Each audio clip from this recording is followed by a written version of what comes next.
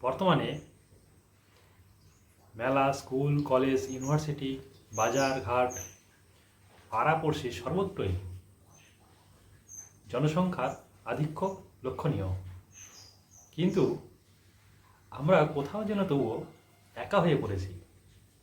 আমাদের সামনে অসংখ্য মানুষ ঘোরাফেরা করছে, কিন্তু আমরা বন্ধুহীন হয়ে পড়ছি।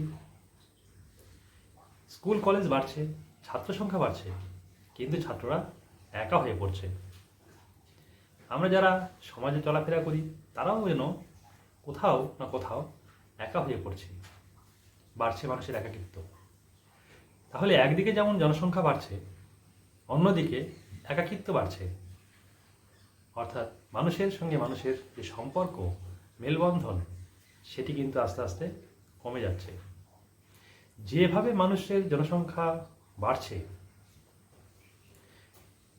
সেই অনুপাতে আমাদের মধ্যে কর্মব্যস্ততা বাড়ছে। আর এই অত্যধিক কর্মব্যস্ততার চাপে আমরা কোথাও না কোথাও মানসিক দিক দিয়ে, শারীরিক দিক দিয়ে, সমস্ত দিক দিয়ে একা হয়ে পড়ছি।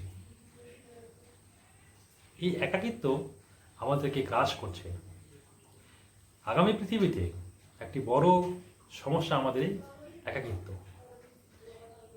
একাকিত্বকে কাটানোর অসংখ্য উপায় থাকলেও সেই উপায়গুলোকে অনেকাংশেই আমরা সেকেলে মনে করি, আর সেই সেকেলে মনে করে আধুনিকতাকে গ্রহণ করতে গিয়ে আমরা নিজেদেরকে অসুস্থ করে তুলছি। আমরা এতটাই কর্মব্যস্ত হয়ে পড়ছি যে আমরা আর অন্যকে কোনো সময় দিয়ে উঠছি না বা সময় দিচ্ছি না। আজকে পিতামাতার তার সন্তানের প্রতি সময় নেই, হাজব্যান্ডের সময় নেই তার ওয়াইফের জন্য, ওয়াইফের সময় নেই তার হাজব্যান্ডের জন্য।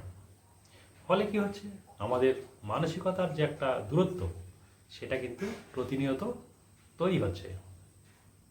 আর এ থেকেই আসছে আমাদের নানান রকম শারীরিক, মানসিক অসুস্থতা, যেটা এক সময় পর মহিরু হতে পরিণত হচ্ছে।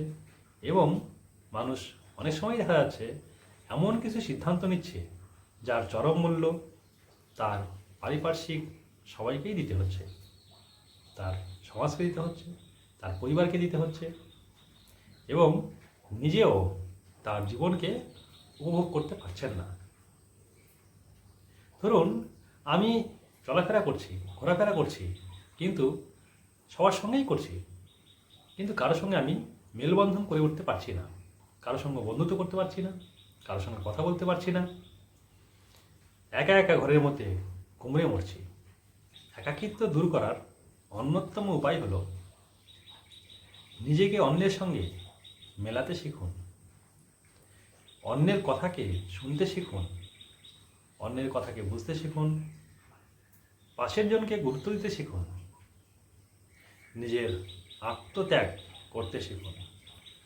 বর্তমানে আমরা নিজেকে নিয়ে অনেক বেশি ভাবি, অন্যকে নিয়ে নয়। অন্যকে নিয়ে ভাবতে শিখুন, দেখবেন যে আত্মতৃপ্তি আসবে, সেটি কিন্তু নিজের কোটি টাকা অর্জনের মাধ্যমেও আসবে না। উপরন্তু আপনি অন্যকে যদি একটি গাড়ির সিটও ছেড়ে দেন, দিয়ে দাঁড়িয়ে থাকেন, দেখবেন তার মধ্যেও একটি আত্মতৃপ্তি আছে। আজ দলবদ্ধ যে খেলাধুলা, সেগুলো থেকে শিশু সন্তানেরা দূরে চলে যাচ্ছে। ফলে তৈরি হচ্ছে তাদের মধ্যে অত্যধিক মানসিক চাপ।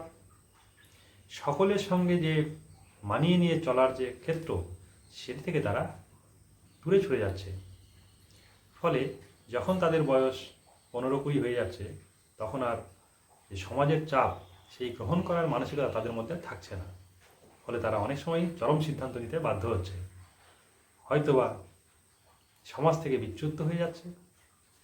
এমনকি বর্তমানে এই সমস্ত সমস্যা থেকে নানা রকম ডিসঅর্ডার, অর্থাৎ মানসিক সমস্যার সম্মুখীন তারা হচ্ছে।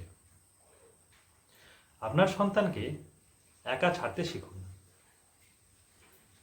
আমরাও সন্তানের ভালো সবাই চাই, কিন্তু বেশি ভালো চাইতে গিয়ে সন্তানকে আমরা আর অন্যের সঙ্গে মিশতে দিতে চাইছি না। ফলে কি হচ্ছে, তার মধ্যে কিন্তু একাকিত্ব তৈরি হচ্ছে। সর্বদা শেষে হয়তো আপনার সঙ্গে থাকছে, বা আপনার দু একজন যে চেনা পরিচিত তার সঙ্গে থাকছে, কিন্তু এই একজন দুইজনকে নিয়ে তো আমাদের এই পৃথিবীর সৃষ্টি নয়, বা আমাদের সমাজ সৃষ্টি নয়। সমাজে অসংখ্য জনসাধারণ, অসংখ্য পরিবেশ পরিস্থিতি, পশু পাখি গাছপালা ইত্যাদি কিছু নিয়ে তৈরি। সব কিছুর সঙ্গেই মেলবন্ধন ঘটাতে হবে, তবেই হবে আমাদের আসল মানবিকতার সৃষ্টি এবং লড়াই করার মানসিকতা। চলার পথে সফলতা ব্যর্থতা সবই প্রয়োজন। ব্যর্থতা আছে বলেই আমরা কিন্তু সফলতার পেছনে ছুটে বেড়াই। যদি ব্যর্থতা না থাকতো তাহলে আমরা দেখতাম কেউই আর সফলতা নিয়ে এত চিন্তা করতাম না। সফল তিনিই হন যিনি সবাইকে নিয়ে চলতে পারেন। আমি একা চলবো, একা চলে সফল হব, সেটা কখনো হয় না।